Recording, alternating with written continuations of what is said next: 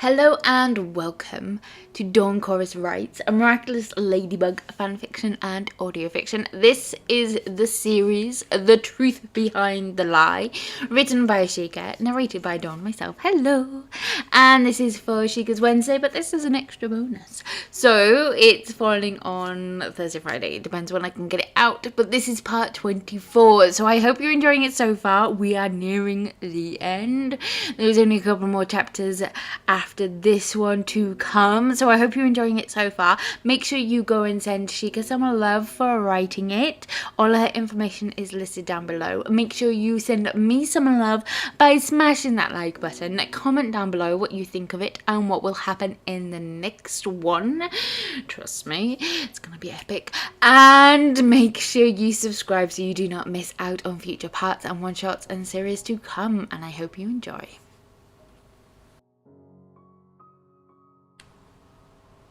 Part 24. Marinette spent the whole weekend going over the grimoire and talking to the Kwamis, trying to desperately figure out how to free Adrien from his father's control. She had even worked with Tiki to see if she could create a special charm just for him that would protect him from the ring's influence, but without Adrien and the ring to test it, she eventually had to give up. Her mother had noticed how tired and subdued she was and brought her up a cup of hot ginger tea. Marinette was too exhausted to try and hide anything from her mother and just hugged the pillow of her chaise. "What's the matter, dear?" Supreme asked softly, sitting beside her and gently caressing her hair. "Is everything okay with you and Adrien?" She shook her head as tears trickled from her eyes. "Lila is as bad as ever. Mr. Agreste thinks I'm just after Adrien for his money and connections. He threatened to pull him out of school if I don't keep my distance, and Adrien says he loves me for real now and refuses to stay away from me." "Oh, sweetheart," her mother crooned, pulling her into a warm embrace. "I wish I could tell you that this is all just a bad dream, but sometimes adults make bad choices too. Mr. Agreste has always been strict with Adrien, hasn't he?" "Yeah, but he threatened to take away his freedom if I didn't stay away. How could someone do that to their own son, let alone someone like Adrien, Maman?" Her mother sighed. It is to Adrien's credit that he has grown into such a kind, caring young man, but he is going to have to stand up to his father for himself, not just for you. I'm sorry you are going through this. You told me at the beginning. You said lies always catch up with you in the end, and they have. I just feel so helpless, Mom. I've grown so closer than I ever dreamed, but he is trapped there, trapped in the expectations and the fame. All he wants is to live a normal life. I have held him while he cried, Mom, and he says he loves me. I just, so confused and torn." "It's no wonder," her mother replied calmly, settling her head into her lap as she stroked her hair. "You went into this scheme of his knowing you were in love with him, and he wasn't. You set out to lie to others, but ending up lying to yourself and him as well. It was a lie of omission, but a lie all the same. You've tangled yourself into a messy situation, and the only way to free both of you is to tell the truth. Clear the air about everything between you and take the time to talk about how you both feel. Until you can do that, you're kind of stuck with the situation you've made." "But what about Lila and his father?" "I don't know, sweetheart, but I think the two of you can come up with a solution together." She caressed her cheek. "And if he really loves you after this is all done, then I think you'll be very happy together." Her mother's words had not made everything better, but she had given her hope and made it clear what she needed to do.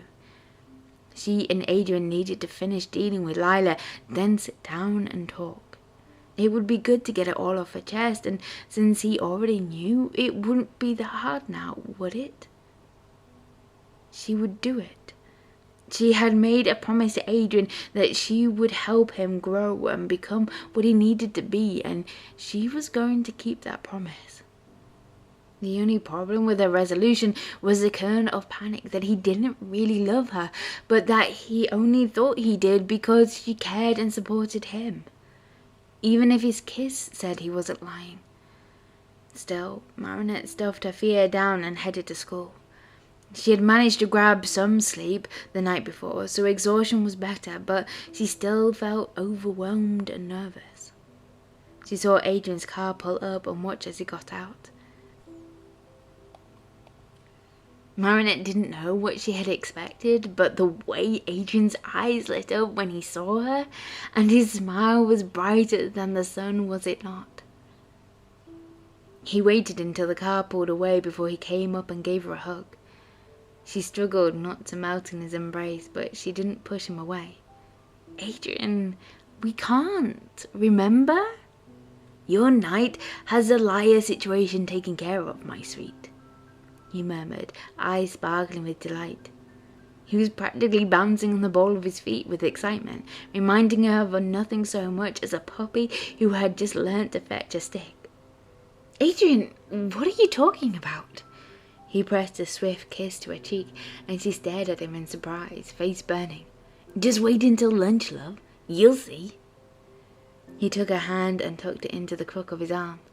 Then, with an elegant gesture, he escorted her to the first class. He sat her next to Alia rather than himself, but he turned backwards in his seat, smiling at her with a lovesick expression on his face. When Lila came in and saw them not sitting together, she smiled nastily, but seeing that Adrian was totally absorbed in talking to Marinette and looking at her as if she hung the moon and the stars, her eyes narrowed in anger as the smile fell from her face. "Adrian, when is our next photo shoot?" Lila cooed, but it came out more as a growl. "Swimsuit season is coming, and your father has mentioned his new summer line. I can't wait to shoot those photos with my boyfriend." Adrian took a deep breath, and his eyes burnt as he turned to the liar. "For the last time, Lila, I was never your anything." His tone was calm with a hint of anger in it, but his voice was just loud enough to be heard in every corner of the classroom. "I have never wanted to work with you. You're a terrible model. You don't follow directions. You throw yourself at me at every chance you get. Why Gabriel puts up with you is beyond me. He may have had you spying on me here at school, but I'm not about to let you or him run my life any longer. I love Marinette, and there is nothing either of you can do about it. So for once in your life, keep your lying mouth shut, Rossi." Marinette gasped at his intensity and the sound echoing in the now silent classroom. Alia's mouth was hanging open. Even her phone was up and undoubtedly recording. Nino's eyes were as large as platters behind his glasses, staring at Adrian with awe and a bit of nervousness. "Yes," hissed Alex, and when Marinette shot her a glance, she saw her hold her hand out to Kim with a smug look. "I told you he couldn't stand her. Pay up, Kim." Lila's eyes were wide as she looked from one to the other of them, panting softly like a trapped animal. "I'll get you for this, both of you," she hissed as Miss Bustier hurried into the room. She stomped back to her desk, anger radiating off her in waves. "Adrian, you may finish speaking with Marinette after class is finished. Please turn round for now," the teacher said politely, clearly having missed the confrontation between the three. "Yes, miss," Adrian replied, taking Marinette's hand.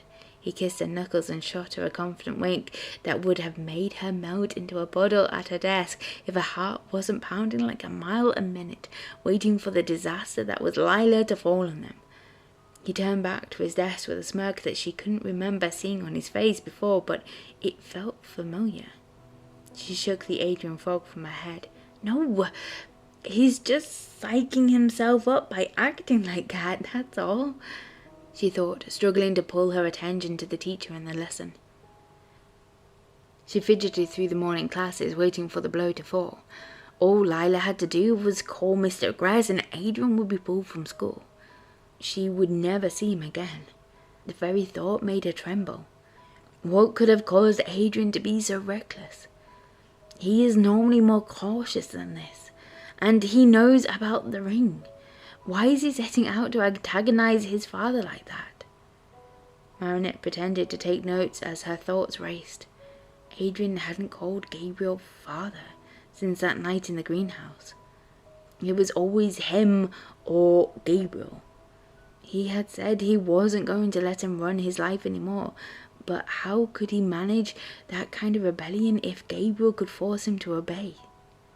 Plag's description of the ring's compulsion made her throat ache and her stomach churn. She had to do something to help Adrian, but what? The bell for lunch caught her off guard, making her jump. Twitching nervously, she gathered up her books. Adrian took her bag from her hand and slung it over his shoulder and took her hand. Adrian, this isn't playing it safe, she murmured. He gave her a warm look and squeezed her hand 3 times. I told you earlier, I've got us covered. In fact, reinforcements should be arriving right now. You trust me, don't you? His confidence, combined with a look that could melt icebergs, stilled the waves of anxiety crashing in her chest, relieving the pressure for a moment and letting her breathe. She squeezed his hand 4 times. Of course I do, my prince, she whispered. I just don't want you to get into trouble because of me. Not going to happen, my sweet. He released her hand and pulled her close to his side by the waist, pressing a kiss to her hair. And even if it does, you are always worth fighting for, Marinette. He guided them both down the stairs, only for Lila to block the path once they reached the bottom. Her hand was out and Marinette could see Gabriel's face at the top of the open contact page. She stiffened at the angry glare focused on them. I'll give you one more chance, my dear Adrian, Lila said with the softness of a snake waiting to strike. Dump her right now and come with me, or I'll have no choice but to call your father and tell him you are not obeying what he told you to do. Marinette is nothing but a filthy little drug addict who wants you for your money and connections. Anyone can see it. She's been after you for years. You clearly don't know what's good for you. Marinette could feel the vibrations from Adrian as he growled under his breath, but before he could retaliate, a different voice spoke up. Dude, that was way too harsh for someone who claims to love my bro. Nino, Alex, and Alia had turned the corner behind Lila and heard everything. Alia had her phone out, looking guilty, and Alex stood with her arms crossed and a look of smug satisfaction spread across her face. Besides, my dude can't hide a thing from me for long. He has never looked at you the way he looks at Marinette, even before he finally figured out he liked her. How many other stinkers have you been shoveling? Oh, guys, it's not what you think, Lila replied with a sudden bright smile. Mr. Gress knows Marinette is no good for Adrian and asked me to make sure that she stays away from him. That's all this was, a friendly reminder. Alex snorted. As if. Lies a lot. Have you seen these 2 cinnamon rolls? Golden Boy has never been happier, and Marinette is awesome. She's worth 1 million of you. But you don't understand, Lila exclaimed, eyes shifting nervously from one to the next, finding no help in the collective gaze. Oh, we understand. Don't you think so, guys? Alia finally spoke up, her hands clenching, her phone tight enough that she cracked the case. You've been spreading lies around like manure, and we've been swallowing them all. I knew my girl would never take drugs, and for all her crazy love for Sunshine here, she would never do anything to hurt anyone, even someone who has been hurting her for ages. Her brown eyes burnt in anger. Your little empire is unraveling, Lila. Starting with me taking your interview off Ladyblog. I have something better now. She stopped recording and turned her phone towards them so they all could see.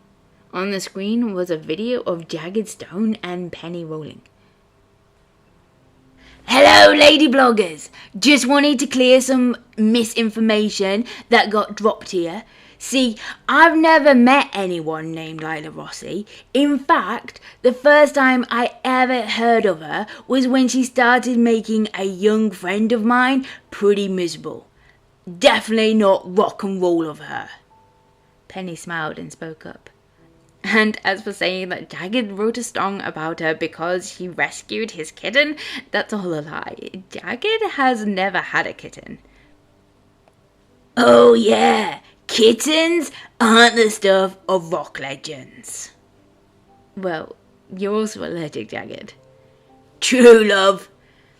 He pulled Penny into a quick kiss. So, this Rossi girl is a liar and marionette? Sorry things have been a bit rough, but would you be willing to do our wedding duds? You're the only one I would trust to make our wedding totally rock and roll. Call us, girl. Rock out! The video ended and Alia looked smugly at Lila. You know, Lila, I really should thank you. Thanks for your lies. I got an exclusive on Jagged Stone's wedding before the news outlets. I should thank you, but I won't. That was when her face turned angry. Not when you tell lies about my friends. Lila glowered at the group of friends as they all moved to stand beside Marinette and Adrian. It doesn't matter what you think, she growled. What matters is that Mr. Agreste believes me, and he will pull Adrian out of school. You will never see him again, and if any of you... That is quite enough, Stella Mayo. All her eyes turned at the new voice. It came from a sturdy, middle-aged man with a deep tan and black hair graying at the temples. He was dressed simply in a pair of coveralls and a well-torn knitted cap. Papa! Lila's voice was suddenly high and nervous. What are you doing here? He looked past to Adrian with a respectful bow of his head. Sorry I was late, young sir. My train was delayed. Adrian smiled and nodded his head in return. Understandable, Signor Rossi. May I introduce my friends Nino, Alia, and Alex, and this is my girlfriend, Marinette, the girl I spoke to you about. I am pleased to meet you. Signor Rossi's voice was gentle but firm, much like the handshake he offered only to Marinette, and she noticed the strength of his hands and the thick calluses on his palm. I most sincerely apologize, Mr. Banjang. My daughter never outgrew the tendency of young ones to tell lies, and her mother saw no harm in them.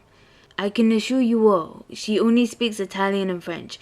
She has never worked in charities, she is as healthy as a horse, and she is not friends with anyone famous. These are just lies of a girl desperate to impress. He turned a stern look at Lila, who trembled where she stood. I will see to her correction, personally. She will cause no more hardship, and if there is any repayment necessary due to the lies she has told you, I will take care of it. You have my word. Sir, just having her away will be more than enough, Marinette said, stunned by this turn of events. Her behavior isn't your fault. He shook his head sadly. It is mine for not seeing the damage such a bad habit could do and to lead to. A parent's job is to prepare their children for a useful, productive life, to serve and help in the community. In this I have failed, and I only hope I will be given time to correct my failure. He turned to look at Lila. Come, Stellino mio. We must see your principal and set things right. You will be coming home with me.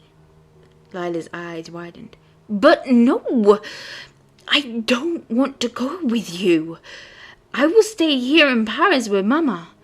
I have friends here and an important job. I'm a famous model. His hand dropped heavily on his daughter's shoulder. Your stories never worked on me, Lila. Humbly accept your punishment with good grace. I will let you come back to visit next year if your behavior has improved. She jerked away from him. No! I refuse to go back to that filthy little repair shop. I won't! I won't! Daughter, you do not speak to me in such a fashion. Signor Rossi growled, thick fist clenching under his knuckles popped. You have embarrassed yourself, dragged your name through the mud. Is that not enough for you? Now, come, or I shall carry you. Oh, you wouldn't dare! She yelled, her eyes wet with tears and blazing with fury. You have no idea what I'm capable of. The power I can wield, you will not take me anywhere. Marinette clutched Adrian's arm and started pulling him backwards. She knew what was coming, and there would be a good bet she and Adrian would be the focus. But even she was shocked by what happened. Hear me, Shadow Moth, please. Give me the power to crush those who seek to ruin and humiliate me. Make them fear me, and I will bring you Ladybug and Cat Noir's Miraculous.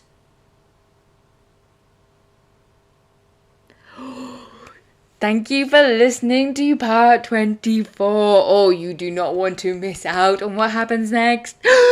It's safe to say that Lila is, she's calling on Shadow Daddy. So make sure you don't miss out. Make sure you comment down below what you think of this part and what comes in the next one.